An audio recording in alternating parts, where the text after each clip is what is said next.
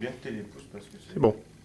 Donc, test de Stork test, on va tester donc le côté droit ici pour l'instant.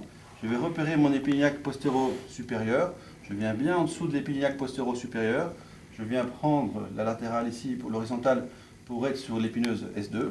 Donc avec ma main gauche, je suis sur l'épineuse de S2, avec ma main droite, je suis sur l'épiniaque postéro-supérieur. Je vais lui demander de lever le genou gauche le plus haut possible. Et je vais voir vers où va mon pouce droit. Mon pouce droit monte ici, vers le haut. Test positif à droite. Tu peux poser. Je vais faire l'inverse. Je vais tester le côté gauche. Je repère l'épiniaque postéro-supérieur gauche. Je tire une droite. S2. Il va lever le genou droit le plus haut qu'il peut. Mon pouce gauche descend. Test négatif.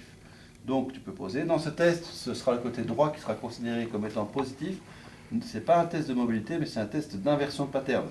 Normalement, le côté qui est en charge doit descendre. Si le côté qui est en charge monte, c'est une inversion du pattern biomécanique, le test est positif.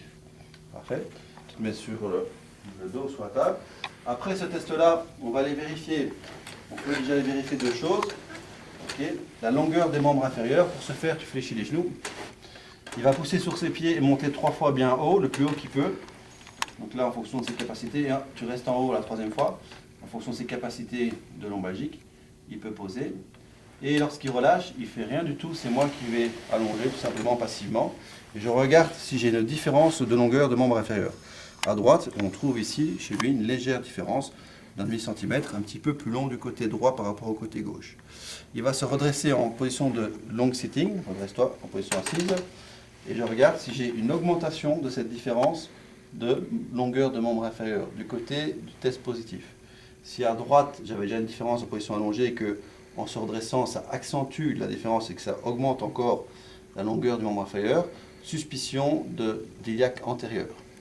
Donc le Stork test ne va pas nous dire si l'iliaque est antérieur. Par contre, ici, on va déjà essayer de voir si on a une idée de la dysfonction qui peut être sous-jacente. Ce qui est surtout important, ça va être les tests de provocation de la douleur qu'on va faire maintenant ici pour identifier si le patient a vraiment un problème de sacro-iliaque. Et donc là, on va ici faire le tight thrust test. Et donc, on va venir fléchir ici le patient, venir mettre la main ici en dessous au niveau du sacrum, reposer tout le patient sur soi, vers soi. Attention pour les gens qui ont des problèmes de genoux, de ne pas trop fléchir le genou, de ne pas trop pousser dessus. Et de venir à la verticale, comme ceci, faire un shift, les mouvements de pression postéro-antérieure vers le bas, en grade 1, 2, 3, grade 4, et on va rester en bas ici pour faire un grade 5. Et on voit si en faisant le tight thrust test, on a une provocation de la douleur sacro-iliaque. Ce qu'on peut faire aussi, à notre test, c'est l'ASEG actif, il va lever le genou droit le plus haut possible, et on voit si en faisant ceci, on provoque une douleur sacro-iliaque. D'accord ? Pas une douleur dans la cuisse ou neuropathique, mais une douleur plutôt d'origine sacro-iliaque, tu peux relâcher. Et je vais voir si quand je comprime mes épiniaques comme ceci, vas-y, tu fais le mouvement, si j'ai une diminution de la douleur, tu peux relâcher, ou si le patient m'exprime qu'il a l'impression que c'est plus facile de faire le mouvement quand je soutiens que quand je ne soutiens pas, le test sera positif. Suspicion peut-être d'un problème de stabilisation, d'instabilité sacro-iliaque. Ensuite, ce qu'on va faire, c'est des tests plus classiques de provocation de la douleur en distraction sur les épiniaques antéro-supérieures.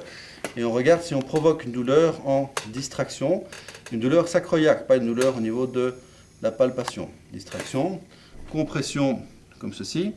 Et on regarde à nouveau si on provoque une douleur sacro-iliaque ou pas. Test de Gansalen, tu viens au bord de la table pour moi. Il prend le genou en main de ce côté-là. Il laisse l'autre côté dans le vide. Et je viens augmenter ici donc la flexion, pousse, relâche bien le segment jambier. Je pousse au-dessus de ce pâté-là. Et je regarde si dans cette position-ci, je provoque une douleur sacro-iliaque du côté droit. Pas une tension ici à ce niveau-là ou dans l'aine. Ça, ce serait en faveur de rétraction musculaire. Mais une douleur vraiment sacro-iliaque. Je crée un cisaillement sacro-iliaque quand je fais ceci. Tu remets bien au milieu de la table. Test de Faber. Mets-toi au milieu de la table. Test de Faber pour flexion, abduction et rotation externe. Donc on va positionner le patient comme ceci. Je viens soutenir d'abord son genou, je fixe le bassin opposé, je laisse la pesanteur déjà d'abord agir et je regarde si j'ai une production de douleur.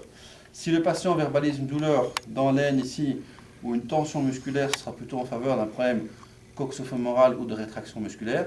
Moi, je veux provoquer une douleur sacroiliaque pour que le test soit considéré positif pour un problème sacroiliaque. Et je vais pousser progressivement, analyser la qualité de fin de mouvement, ainsi que la reproduction de douleur, pas douleur, rien de particulier.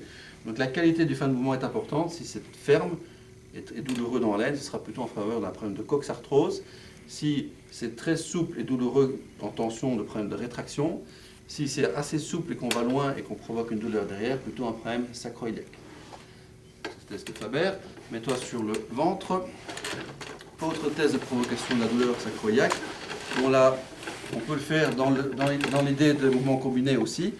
D'abord, je le fais en position donc vraiment neutre comme ceci, où je viens pousser avec tous mes grades progressivement et voir si je provoque une douleur du patient qui peut être centrale ou latéralisée ou dans la fesse. Je peux lui demander de se mettre en position d'extension, par exemple sur les coudes, donc dans l'optique de mouvement combiné, pour voir si c'est plus douloureux ou moins douloureux. Normalement, chez lui, si on prend son exemple, il était soulagé en extension, ceci doit être moins douloureux. Si on avait une provocation de la douleur, mettre sur le ventre, comme ceci, ça devrait être plus douloureux que quand il est sur les coudes, s'il a une direction préférentielle. Donc ça, c'est une manière de tester de manière globale. On peut tester de manière plus spécifique sur le petit bras de manière unilatérale ou de manière bilatérale. Si je viens comme ceci avec les deux mains, éminence ténare et hypoténare, je pousse vraiment progressivement et que je provoque une douleur en grade 4 ou 3 ou 4, j'ai un test positif. Ou je peux venir avec mon piciforme de manière unilatérale pour venir tester un côté.